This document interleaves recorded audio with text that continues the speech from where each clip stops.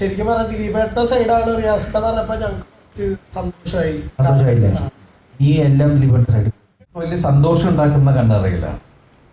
നമ്മുടെ കൂടെ നമ്മൾ സ്നേഹിക്കുന്ന ഒരുപാട് ആളുകൾ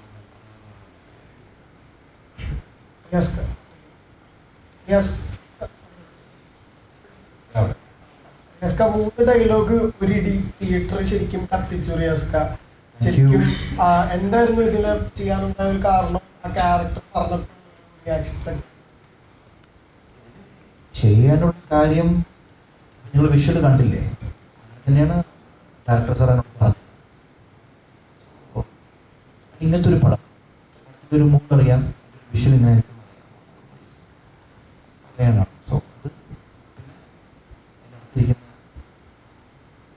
സാർ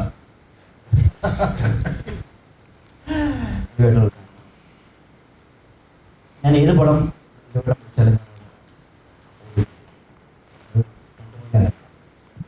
ശരിക്കും പറഞ്ഞ ദിലീപേട്ട സൈഡാണ് റിയാസ്ക എന്ന് പറഞ്ഞപ്പോ ഞങ്ങൾക്ക് സന്തോഷമായി. സന്തോഷമായില്ലേ? ഈ എല്ലാം ദിലീപേട്ട സൈഡ്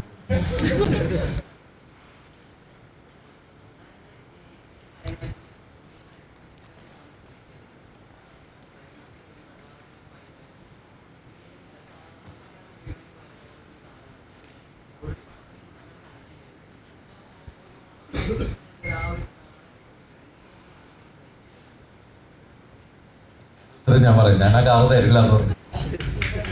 നമ്മൾ എടുത്തു വെച്ചേക്കത് ഒക്കെ മാറ്റി പിന്നെ